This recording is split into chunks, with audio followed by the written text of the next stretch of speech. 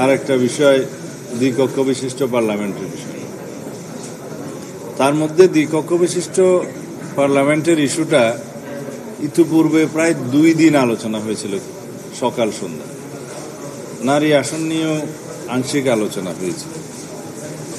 আজকে তৃতীয় দিনের মতো আলোচনা হচ্ছে। তা আমি প্রথম মানে মধ্যাহ্নবিরতির আগ পর্যন্ত আলোচনায় অংশ নেওয়ার সুযোগ পাইনি। 4টার দিকে দ্বিকক্ষ বিশিষ্ট পার্লামেন্টের আলোচনায় অংশ নিয়েছিলাম। প্রথম ইস্যুটাতে আলোচনায় আমি আজকে অংশগ্রহণ করতে পারিনি। তারপর নারী আসন সংক্রান্ত বিষয়ে আমাদের দলের অবস্থান, বক্তব্য আপনারা আগে থেকেই জানেন।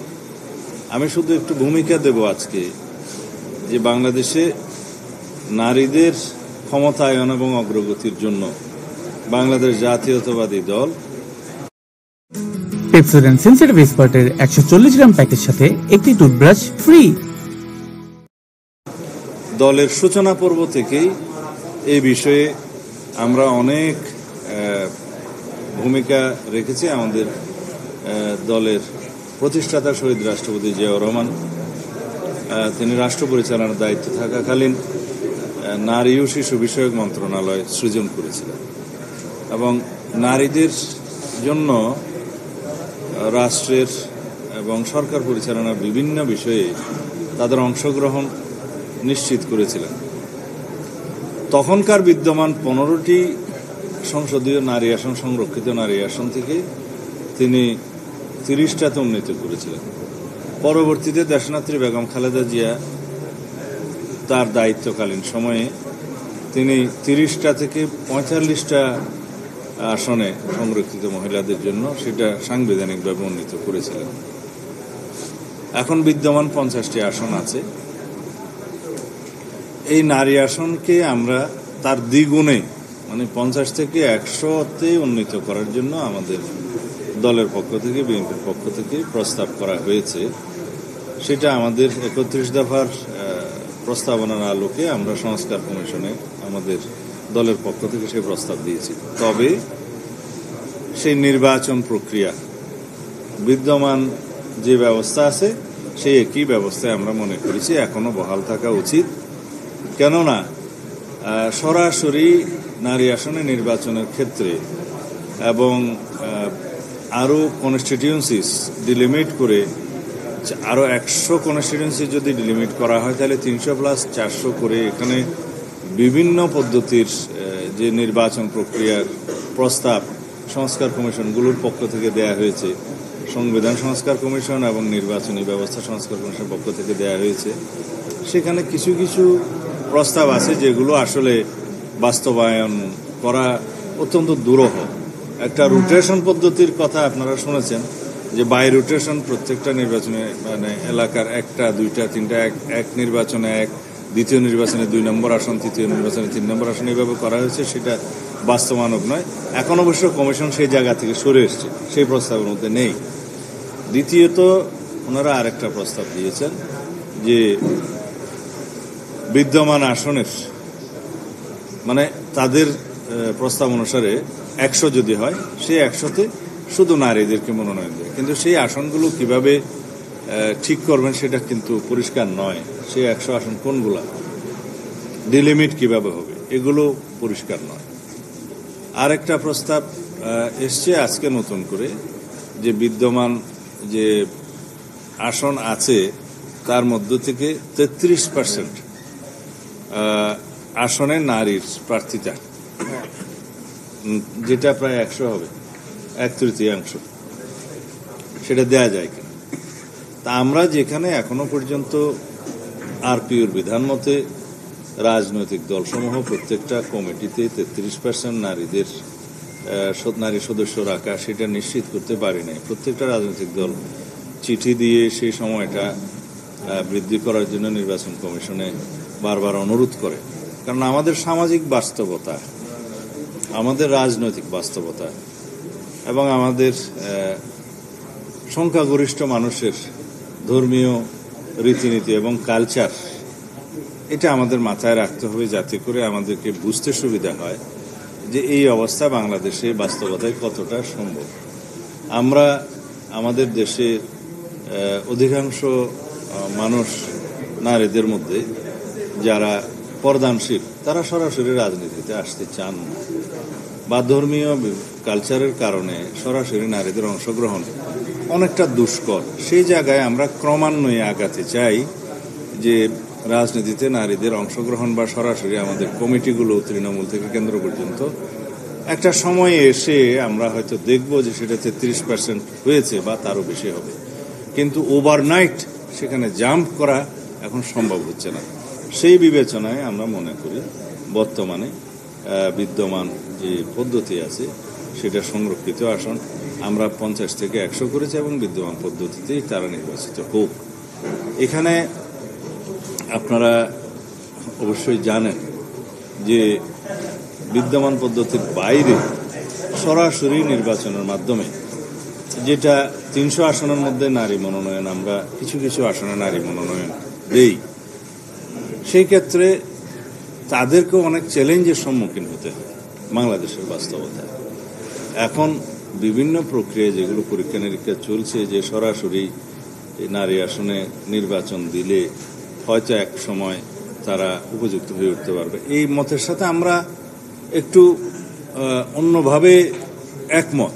যেমন ওভারনাইট কোনো বৈপ্লবিক পরিবর্তন হয়তো এই প্রক্রিয়ায় আসবে না, কিন্তু আমরা যদি গ্র্যাজুয়ালি যাই, একটা সময়ে অবশ্যই নারী আসনগুলোতে সরাসরি প্রতিদ্বন্দ্বিতা করার মতো অবস্থা বাংলাদেশে আসবে এবং সেই সময়ের জন্য আমাদের অপেক্ষা করতে হবে। এখন আমাদের সংবিধানের বিদ্যমান অনেকগুলো বিধান আছে সমাজের পিছিয়ে পড়া জনগোষ্ঠীর জন্য, নারী সমাজের জন্য, এবং এখন আরও বিভিন্ন বিধান হয়তো আমাদের করতে হবে যারা ফিজিক্যালি আদারওয়াইজ অ্যাবল, মানে আমরা এটাকে ডিসেবল না বলে যেটা বলে আর কি স্পেশালি অ্যাবল পার্সনদের জন্য যেমন কোটা সংরক্ষণ করতে হয়, এবং সেটা আছে আর্টিকেল 28-এ আছে, 28(4) খুব সম্ভবত 29-এ আছে। এগুলো কেন আছে?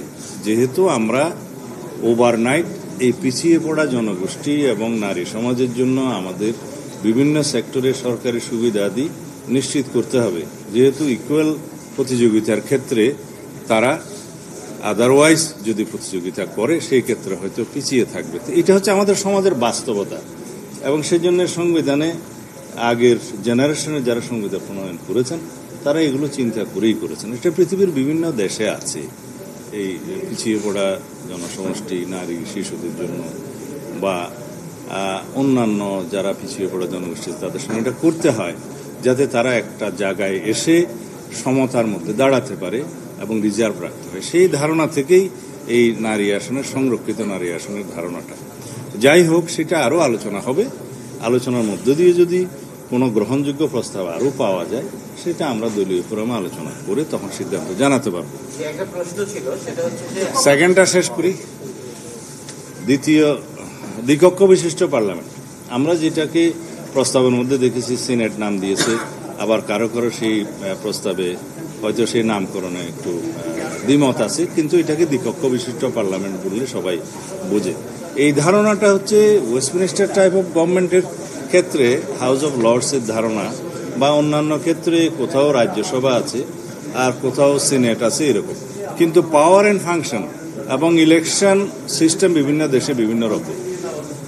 আমাদের এখানে আমরা যেহেতু এটা নতুন প্রচলন করার জন্য চেষ্টা করেছিলাম, আমাদের 31 দফাতে সেই আইডিয়াটা আমরা জানিয়েছি, প্রস্তাবের মধ্যে আছে। আপনারা নিশ্চয়ই সেটা জানেন যে সমাজের, রাষ্ট্রের বিভিন্ন সেক্টরে যারা অবদান রেখেছে, যারা বিভিন্ন সেক্টরে খ্যাতিমান ব্যক্তি, বিভিন্ন শ্রেণী পেশার যারা বিশিষ্ট ব্যক্তি, তাদের মেধা, প্রজ্ঞা, অভিজ্ঞতাকে কাজে লাগানোর জন্য রাষ্ট্র গঠনের ক্ষেত্রে, মানে জাতি গঠনের ক্ষেত্রে, আমরা এই ধারণা থেকে তাদেরকে প্রতিনিধিত্ব আকারে সেই হাউজে নিয়ে এসে রাষ্ট্র গঠনে বা সমাজ বিনির্মাণে, দেশ বা মানে এটাকে বলা হয় জাতি গঠনে আর কি, এটা সংক্ষিপ্ত ভাষায় জাতি গঠনে, যাতে তাদের অবদানটা, তাদের মেধাটা কাজে লাগাতে পারি, সেই আইডিয়া থেকেই প্রতিনিধিত্ব আকারে আমরা তাদেরকে সেই জায়গায় নিয়ে আসার জন্য এই আপার চেম্বারের প্রস্তাবটা আমরা করেছিলাম।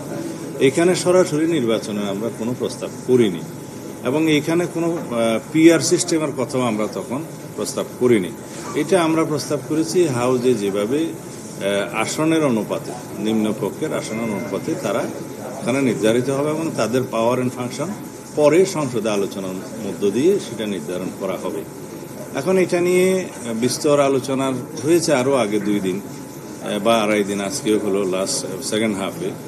তাতে কেউ একমতে আসতে পারে নাই যে এটার নির্বাচন প্রক্রিয়াটা কি হবে। তো যদি ঐকমত্য না হয় সেই ক্ষেত্রে কমিশন কি সিদ্ধান্ত নেবে বা পরের দিন কি আলোচনা করবে সেটা কমিশন জানাবে বলেছে। তবে হাউজের মধ্যে বিভিন্ন রকমের আলোচনায় বিভিন্ন রকম প্রস্তাব এসছে, কিন্তু নির্বাচন প্রক্রিয়া নিয়ে কেউ ঐকমতে আসতে পারেনি। তবে এই বিষয়ে মোটামুটি একটা কনসেনসাস আছে যে আপার হাউস থাকতে পারে। কয়েকটি দলের অবশ্য অন্যরকম বক্তব্য আছে যে আপার হাউসের প্রয়োজন নেই, আর কয়েকটি দলের এরকম বক্তব্য আছে যে আপার হাউস তারা চায় যদি পিআর সিস্টেমে নির্বাচন হয়। তো সুতরাং এই আলোচনাগুলো নিয়ে কমিশন তাদের নিজেদের মধ্যে একটা বৈঠকে বসবেন আজকে বলেছেন। তারপর আগামীকালকে দেখা যাক ওনারা কি বলেন, তখন আবার আলোচনা হবে। এই হচ্ছে আমাদের